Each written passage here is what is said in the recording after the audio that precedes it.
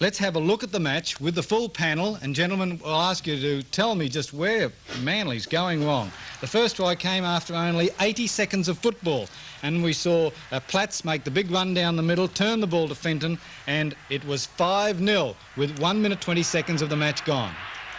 I think the mistake Manly have made is to underestimate the skill of these Penrith players.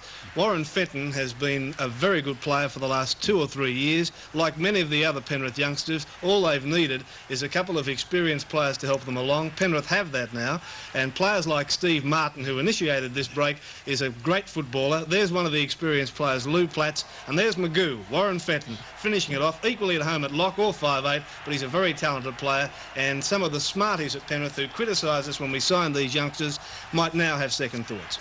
Now let's see the try from head on, and you'll see some of the pitiful Manly tackling. Frank? There was only one man in cover defence there, and that was front row forward Willoughby. Look, they just leave the lot.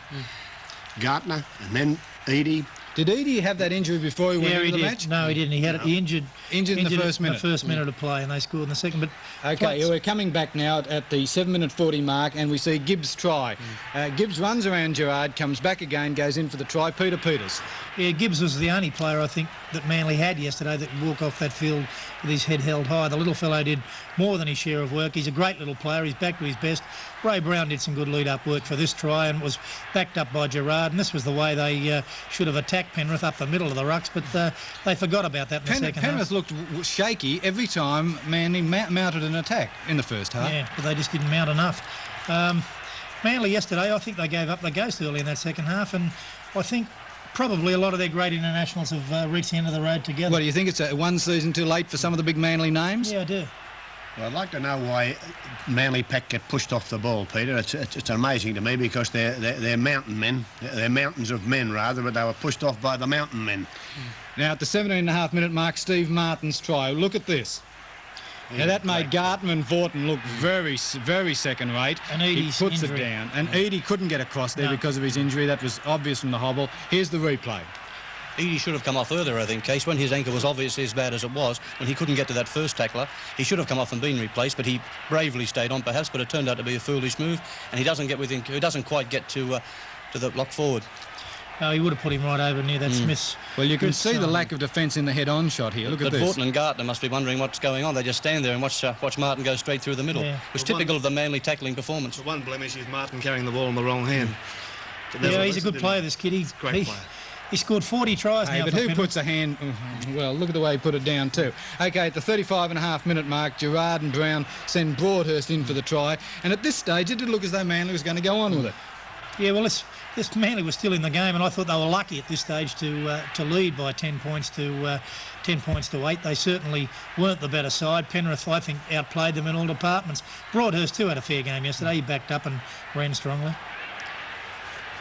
Yes, but Pete, in the second half, the same as last week against Eastern Suburbs, they just collapsed in a heap. Oh, I agree, Frank. I think they're a team of plasticine men at present. Well, what's the problem? Or was it just, as we've said earlier, they're a year too old? Well, they got the ball yesterday, so they can't blame Ray Brown for that, and Brown was under a lot of pressure, but I do think that Max Phillips should have been in the side yesterday. Sheens is the man who had a big game. He got knocked over there, but got the pass away to Martin, and Dan goes in for the try to make it 13-10, and this was the start of it. Now, that was a good bit of football from Sheens, and I don't think he's got enough credit out of Penrith's win yesterday. Oh, and he captained that side well too. You know, even with the experienced Levy and Broman and Platts in the side, he was in control all the time, Sheens.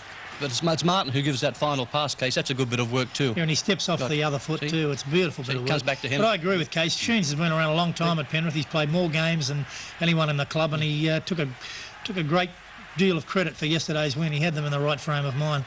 At the 19-minute mark, Simmons, Sheens and McMahon team up for this try, and this was really the one that finished it, really, because after that there was no way Manly could get back in with a score at 18-10. God, it was easy. Sheens again. Shifty's been criticised in the years with Penrith for being too soft for a prop, but I don't think Manly would say that he's too soft. I don't think any team would. He's a very well-respected player. Well, after that, of course, we had Steve Martin's try and Cartwright's try, but that was when the game finished at 18-10, and there was no chance of getting out of it. Let's go now to the player of the match, and this is for Sax Altman, have been good enough to present us with a suit for the player of the match each round. And but before we make that award, let's go to the coaches in the dressing room to hear the excuses and the salutations.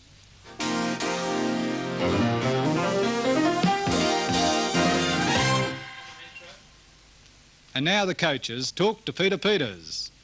He said to me this morning that this was one of the most important matches in the history of the Penrith club.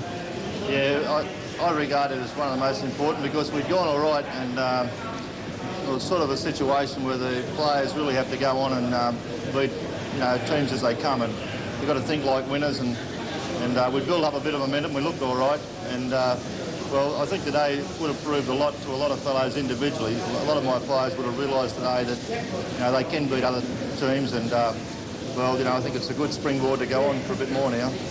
You've come under a lot of criticism yourself for part of the game disappointed you today. The defence around the rucks? No, I wasn't really. We started the first 5 minutes, we lost Edie. And from then it just went on and on and on, like with injuries. I'm not blaming that. I'm still saying that Penrith's the better side. But we were unsettled from that time on. We won the scrums today. But we've been penalised. Penalties in the second half were 6-1 or 6-0 or something. And we just can't. It seemed to me, although I don't know whether it was with you, but they seem to be down in our half all day. Yes, they were. Losers. Well, he can cry, and I suppose Len Stacker's had enough crying for him to have a couple of good nights. Good on you, Len, and I know Ray will be in there again next week, but he's under a lot of pressure down at Manly now, because Manly does not stand losers. They certainly don't. After this commercial break, we'll wrap the show.